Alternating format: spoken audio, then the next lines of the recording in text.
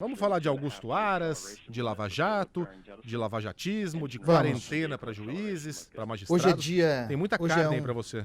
Muito. Hoje é um daqueles dias que eu gosto, um daqueles dias de cultivar a impopularidade, de recolher as pancadas, né? Porque você sabe, falar da Lava Jato, criticar Lava Jato, rapaz, que dor de cabeça se tiver um ai sobre a Lava Jato infalível.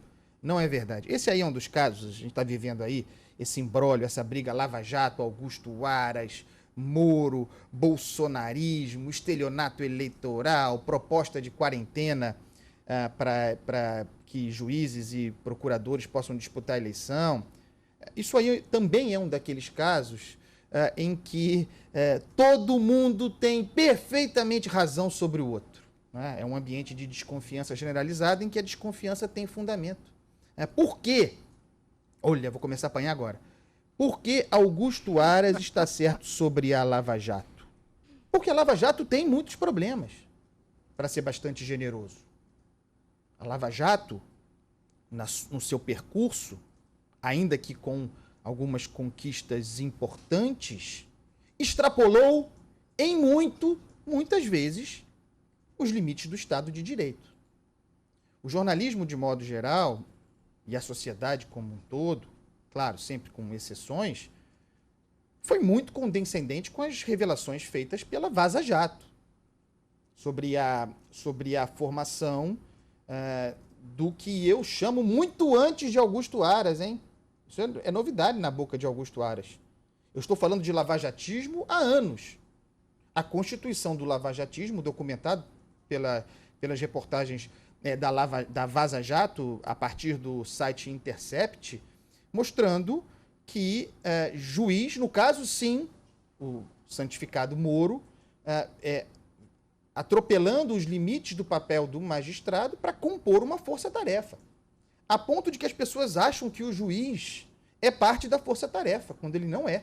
Mas nós vimos ali diálogos em que Sérgio Moro, Deltan Dallagnol e a turma agiam como se fizessem parte do mesmo corpo, orientando estratégia, o juiz orientando o Ministério Público sobre composição de conjunto probatório, algo que teria escapado. Coisas graves ali contidas.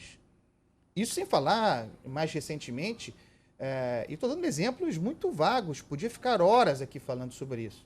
Sem falar recentemente na ideia da força-tarefa da Lava Jato de constituir uma fundação para gerir recursos reavidos da Petrobras. Como se a força-tarefa da Lava Jato fosse uma instituição à parte. E isso é importante.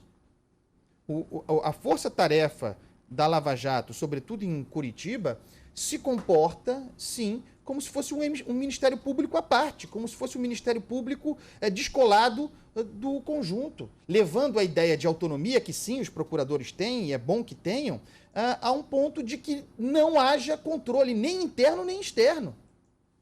Qual o controle que há sobre a Lava Jato? É uma operação eterna?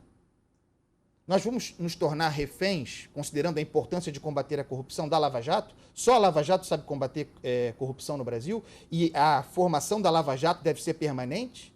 E os vícios contidos num grupo, o mesmo, há tantos anos, já são 6 anos de Lava Jato, o mesmo grupo, com algumas modificações. E os vícios contidos aí? As acusações que faz Augusto Aras, porque o que eu vejo é o seguinte, Augusto Aras fez acusações graves, por exemplo, a ideia de que a Força-Tarefa de Curitiba teria dados depositados de 40 mil brasileiros, e sem que se saiba por que esses dados estão ali contidos, dessas pessoas, quem são essas pessoas, por que estão ali.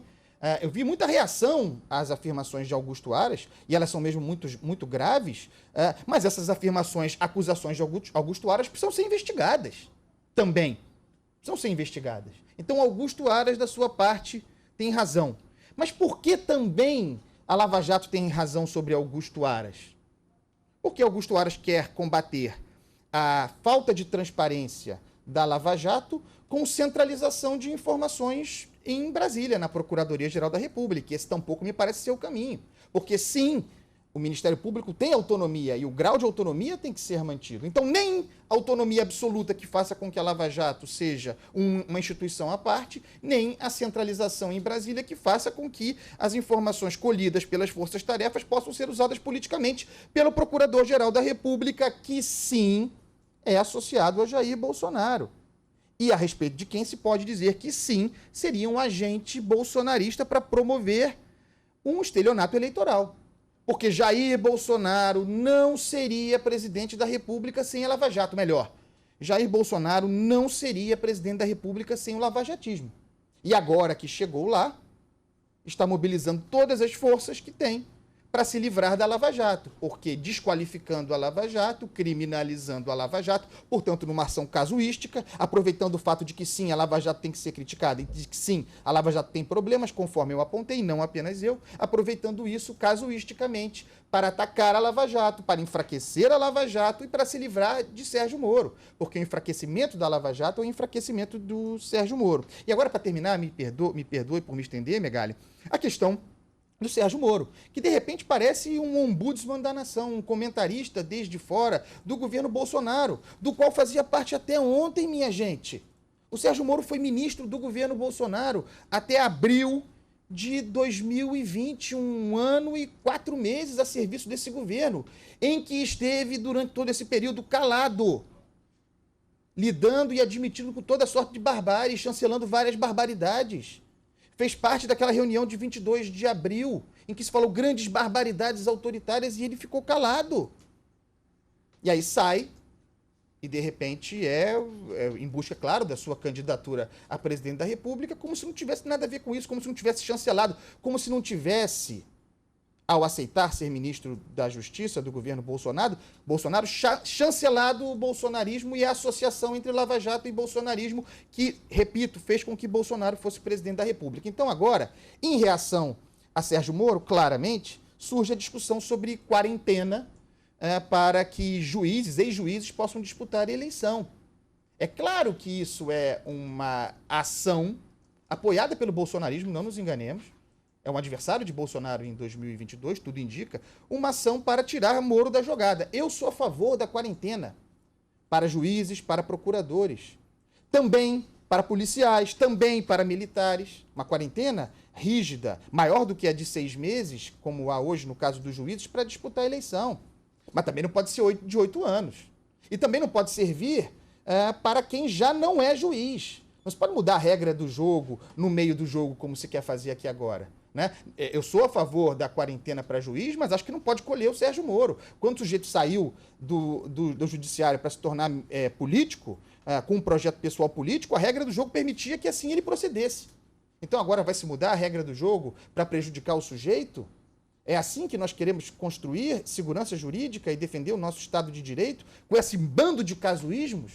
Não dá. Então vamos discutir quarentena, vamos discutir também, sabe o quê? Para o Procurador-Geral da República, limites, uma quarentena também para que, uma vez Procurador-Geral da República, possa ser indicado a ministro do Supremo. Que tal? Eu sou a favor. Para que o ministro da Justiça, uma vez ministro da Justiça, ou qualquer ministro de Estado, uma vez ministro de Estado, possa ser ministro do Supremo. Quarentena também. Vamos discutir quarentena para valer no Brasil. Mas estabelecendo regras que valham a partir daquele momento e que não retroajam para casuísmos. E aí? Que tal? Vamos discutir isso? Perfeito, Andreasa. As cumbucas estão aí para que a gente coloque a mão mesmo. Comentarista corajoso, serve para isso. E a gente vai manter esse assunto. Só gostaria de informar orelha tá que fervendo. O módulo vai ver os comentários agora. o módulo já desgrudou da nave de propulsão e estamos na estratosfera rumo a Marte. Boa sorte, ET Bilu. Traga novidades. Um beijo para você, Andreasa. Até amanhã. Beijo, pessoal.